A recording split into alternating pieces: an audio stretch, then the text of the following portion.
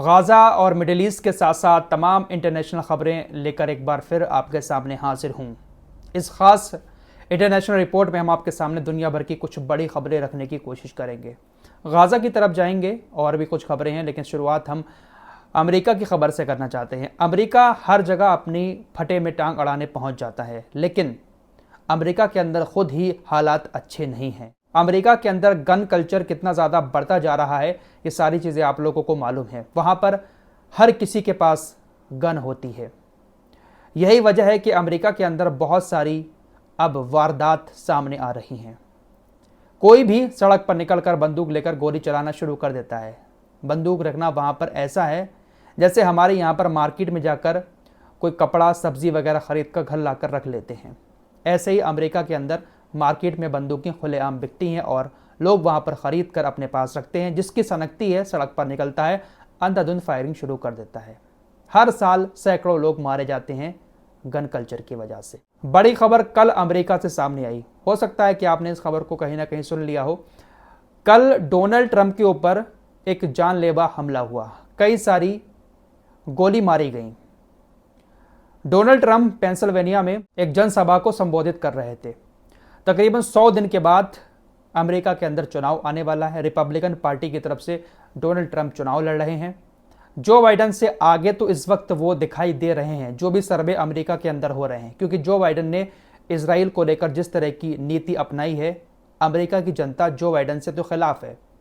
Donald Trump आगे भी चल रहे हैं, लेकिन अब ये जो कल हमला हुआ है, इस हमले के बाद डोनाल्ड ट्रंप के जीतने के चांसेस और ज़्यादा बढ़ सकते हैं। क्या यह हमला खुद डोनाल्ड ट्रंप ने अपने ऊपर कराया या फिर इस हमले के पीछे एक बहुत बड़ी वजह है? हो सकता है कि इस हमले के पीछे किसी और का हाथ हो। डोनाल्ड ट्रंप रूस के साथ शांति कायम करने की बातें करते हैं और रूस इस वक्त सबसे बड़ा दुश्मन है अमेरिकी सरकार का और इजराइल का। डोनाल्ड ट्रंप अगर चुनाव जीत जाते हैं तो हो सकता है कि रूस के साथ वो अपने संबंध थोड़े से ठीक कर लें, लेकिन इस वक्त की मौजूदा सरकार और तमाम नाटो रूस का सबसे बड़ा दुश्मन है। फिलहाल डोनाल्ड ट्रंप भाषण दे रहे थे, अंधाधुंध फायरिंग शुरू हो गई, कई सारी तड़तड़ाहट की आवाज़ें आईं। डोनाल्ड ट्रंप की एक गोली कान के ऊपर से छू कर निकल गई। ऐसे निकली कि उनके कान को भी थोड़ा सा इफेक्ट हुआ और खून का एक फुब्बारा सा निकला, डोनाल्ड ट्रंप के मुंह पर आ गया। उनके हाथ भी सन गए। उन्होंने अपना हाथ अपने कान पर रख लिया, उनकी जो सिक्योरिटी थी उसको घेर लिया। तुरंत मौके पर ही गोली चलाने वाले को डोनाल्ड ट्रंप की सिक्योरिटी ने मार गिराया। 20 साल का एक लड़का था, उसने डोनाल्ड ट्रंप के ऊपर गोली चलाई थी। तो अमेरिका के अंदर खुद हालात अच्छे नहीं है। एक बार फिर से गन कल्चर को लेकर सवाल उठना शुरू हो गए हैं कि इस पर तुरंत प्रतिबंध लगाया जाए, वरना अमेरिका एक दिन पूरा का पूरा बर्बाद हो जाएगा। गृह युद्ध शुरू हो जाएगा और एक दूसरे को लोग यहां पर मारना शुरू कर देंगे, क्योंकि इतनी ज्यादा बंदूकें हैं हर घर में अमेरिका के अंदर। बच्चे बच्चे के पास 20 साल के लड़के के हाथ में भी बंदूक होती है, 15 साल के बच्चे के हाथ में भी वहां पर बंदूक होती है। और मुझे ऐसा ही लगता है कि एक ना एक दिन ये आपस में ही एक दूसरे को खलास। फिलहाल डोनाल्ड ट्रंप बाल बाल बचे हैं। डोनाल्ड ट्रंप के कान पर छूकर गोली निकली है, बच गए हैं, लेकिन शायद हो सकता है कि इस हमले के बाद डोनाल्ड ट्रंप एक बहुत बड़ी जीत की तरफ बढ़ जाएं। देखते हैं कि आने वाले 100 दिनों में किस तरह के हालात रहते हैं। फिलहाल गाजा के अंदर जो हमला हुआ था, इजराइल ने 3 दिन पहले जो खतरनाक हमला किया था वो अमेरिका की मिसाइल से ही किया था। ये है आपकी स्क्रीन पर वो मिसाइल, कितनी खतरनाक है, इसी का इस्तेमाल करके हमला किया था। इजराइल से बदला लिया है इस हमले का। 3 जहाजों पर हमला करके यमन के हूतीज ने कहा कि हमने इजरायली हमले के जवाब में 2 सैन्य अभियानों को अंजाम दिया। अदन की खाड़ी में MSC यूनिफिक नाम के एक इजरायली जहाज को बैलिस्टिक मिसाइलों और ड्रोन से निशाना बनाया और एलियट में सैन्य ठिकानों पर ड्रोन हमले किए, जो एलियट इजराइल की बंदरगाह है वहां पर।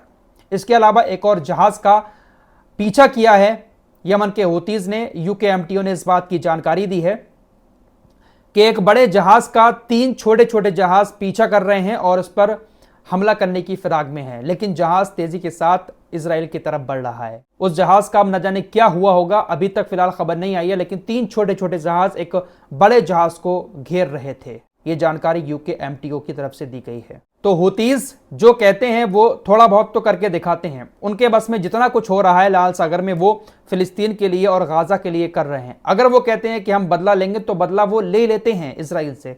लेकिन भाई चचा की बातें सुन लीजिए। रजब तैयब एर्दोगान ने कहा कि जैसे हमारे पूर्वजों ने फिलिस्तीन की रक्षा की थी उसी तरह हम भी फिलिस्तीन की रक्षा करेंगे। क्या कहें यार इनके बारे में। फिलिस्तीन की ये रक्षा करेंगे जैसे इनके बुजुर्गों ने, इनके पूर्वजों ने फिलिस्तीन की रक्षा की थी। 10 महीने से क्या झक मार रहे हो? 10 महीने से लाखों लोग गाजा के अंदर मौत के मुंह में समा गए, क्या रक्षा करोगे भाई?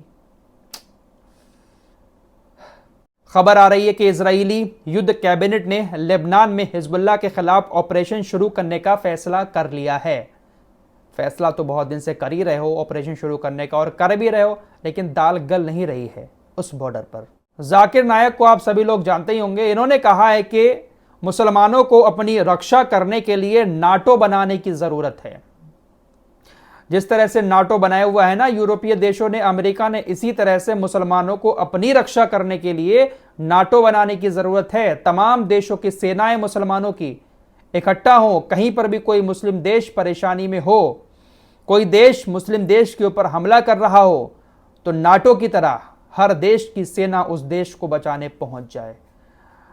मेरे दोस्तों, अगर नाटो बन भी जाता है ना, मुझे इस बात की बिल्कुल भी उम्मीद नहीं है और बिल्कुल भी यकीन नहीं है कि ये मुस्लिम देश अपनी सेना को उस देश को बचाने भेजेंगे।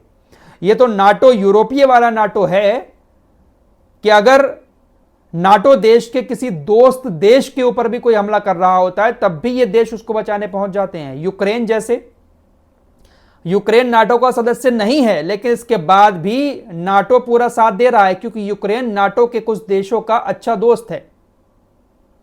अगर नाटो में यूक्रेन शामिल हो जाता है तो पूरा का पूरा नाटो यूक्रेन में पहुंच जाएगा, अपनी आर्मी उतार देगा और कोई कुछ कह भी नहीं पाएगा इंटरनेशनल लेवल पर, क्योंकि नियम है कि भाई नाटो अपने देश के, अपने सदस्य देशों की सुरक्षा के लिए वहां पर सेना तैनात कर सकता है। तो क्या आपको लगता है कि मुसलमान नाटो बना लेंगे? अरे है तो ओआईसी संगठन, करता क्या है? सिर्फ और सिर्फ निंदा। ऐसे ही नाटो बन जाएगा तो वो भी सिर्फ और सिर्फ निंदा करेगा। तालिबान की खबर आपको बता देता हूं। आपको शुरू में ही कह चुका हूं कि ये इंटरनेशनल रिपोर्ट है तो इसमें हर देश की, हर कोने की बात हो सकती है। तालिबान के रक्षा मंत्री ने कहा कि यहां उस लोकतंत्र के लिए कोई जगह नहीं है जिसे यूरोपीय लोग 20 सालों से फैलाने की कोशिश कर रहे हैं। अमेरिका जब वहां पर था तो यूरोपीय कल्चर फैल रहा था अफगानिस्तान के अंदर, जैसा अब सऊदी अरब के अंदर फैलना शुरू हो चुका है, और आने वाले 5-6 सालों में यूरोपीय कल्चर बहुत ज़्यादा सऊदी अरब के अंदर देखने को मिल जाएगा। क्या कुछ हो रहा है सब आपकी नज़रों के सामने है, लेकिन तालिबान के रक्षा मंत्री ने कहा कि यहाँ पर इसकी कोई अब जगह नहीं है। फिलहाल इस रिपोर्ट में इतना ही। कुछ और लेटेस्ट खबरों के साथ एक बार फिर आपके सामने हाजिर होऊंगा। तब तक के लिए अपना ख्याल रखिएगा। अल्लाह हाफिज़।